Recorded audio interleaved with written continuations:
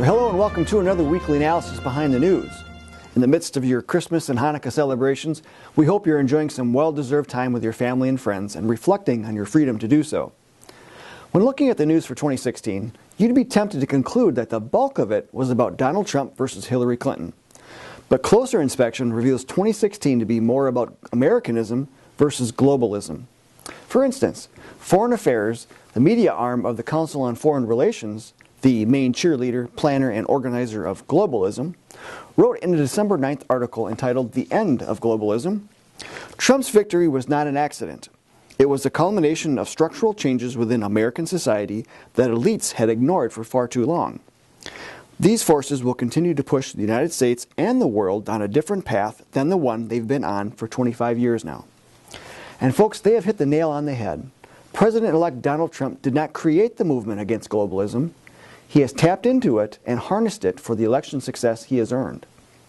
The problem, as we in the John Birch Society have always seen it, is the organized efforts of globalists to subvert America into just another serfdom serving a world government. And members and supporters have been educating Americans of this for nearly 60 years. Now, we've all heard of the radical socialist Saul Alinsky, a Chicago community organizer who made a living fomenting class warfare. He has been an icon for many on the radical left. His Rules for Radicals book, in which he held up Lucifer, yes, that Lucifer, as the very first radical, offers rules to use against your enemy, one of which is ridicule is man's most potent weapon. So we shouldn't be surprised when the media invokes this by not only ridiculing, but also creating the illusion that good is evil and evil is good. The Old Testament book of Isaiah chapter 5 can give you insight into why this flip-flop occurs. An example of this is provided to us by the New York Times in an article titled Globalism, a far-right conspiracy theory buoyed by Trump. It reads, Donald J. Trump's election victory was powered in part by forceful opposition to what he described as an economic and political system rigged against the American people for the benefit of shadowy forces in the news media, the banks, and the government. President-elect Trump and his allies often describe that system with one word, globalism. It is a word that conjures many images, none of them good. Shuttered factories, unchecked immigration, and a distant cabal that, believers say, controls the economy and the media. Now listen to what they do next. Analysts who track extremist groups in the United States have expressed alarm at the use of the word by the president-elect. They say it carries multiple meanings, from benign to sinister, and often serves as a dog whistle for racist, anti-Semitic, and anti-government conspiracy theorists. So they smear those opposed to globalism by tar-brushing them with labels of being a racist, anti-Semitic, and anti-government. Further into the article, they write, far-right groups in the United States began to refer to globalism at the end of the Cold War, when it replaced communism as an idea that was an ever-present danger to the nation, Mr. Pitcavage said. And I should mention that Mr. Pitcavage is with the Anti-Defamation League. He continues, they have also referred to it as the New World Order, and soon they saw its tentacles everywhere. Now keep in mind that the New York Times is putting forth that far-right groups are labeling this as the New World Order. But this is a leftist term. Let us demonstrate by going back to the Foreign Affairs article. It says, effective global governance, in other words, is needed more than ever. But it can no longer be based on the narrative of globalism. The world needs a new order grounded not in 20th century ideological fault lines and the idea that history would soon reach its end, but in respect for diversity among nations, state sovereignty, and cultural integrity.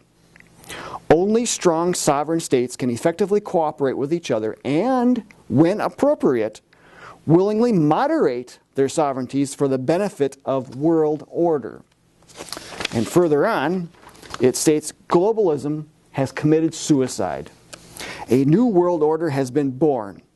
Let's engage it now. Now, here is the main cheerleader of globalism that has called for a new world order in the past, telling us that it indeed exists and that it must be engaged. Now, do you think the New York Times, which has several journalists and columnists that are members of the CFR, just happened to miss this key agenda item by the CFR? Or does it demonstrate a level of complicity? Media bias is nothing new, yet Trump raised awareness of it after experiencing it firsthand. As we demonstrated with the topic of globalism, JBS has been smeared by those in the media since at least 1961, driven at that time by pro-communist forces directly out of Moscow. We hope to see more Americans awaken to the fact that the bias exists and that they should seek additional sources for news. As long as the media continues to give credibility to groups that smear pro-liberty advocates and call good evil and evil good, then we urge Americans to question this media bias and take steps to overcome it. Now, what has happened in past presidential administrations is that foreign policy recommendations, as written in Foreign Affairs, usually become adopted into actual foreign policy by both Democratic and Republican presidents. We'll have to wait to see if the Trump administration will be any different. Keep your eyes on key leaders in Congress, especially Paul Ryan and Mitch McConnell. You'll need to heavily lean on your congressmen in 2017 to help them move toward obeying the Constitution. This past year, the issues of our top action projects that we have been diligently working on came into the focus of the mainstream media via the presidential campaigns. Before candidate Trump started discussing the Trans-Pacific Partnership, the John Birch Society had already spent decades educating Americans on the fact that free trade agreements are 80% globalist agenda and 20% trade that result in economic and political integration, of which the European Union was the best example to point to. And how did that turn out for those in the UK? One word best offers the answer: Brexit. Through the tireless, dedicated efforts of JBS members, our organization has been making inroads with decision makers on all levels for nearly 60 years. The 2016 presidential race merely brought our educational efforts to a head. How we harness this and move forward is key to success in 2017 and beyond. Our action plan consists entirely of educating others on key issues, especially on the ever-increasing dependence upon government and the need to adhere to limitations of the Constitution. For 2016, we focused on three main action projects: stop a constitutional convention, stop the free trade agenda, and support your local police and keep them independent. These may seem a bit out of place with the typical conservative organization. Many asked, where is the project to protect the Second Amendment? Where is the pro-life project? And how can you be against free trade? Yet our unique view of the problems that face America helps to define JBS as a constitutional organization and not one that is bound by mainstream organizations or pundits, of which they call conservative. So our solutions are geared to the immediate and overall threats to individual liberty and American independence.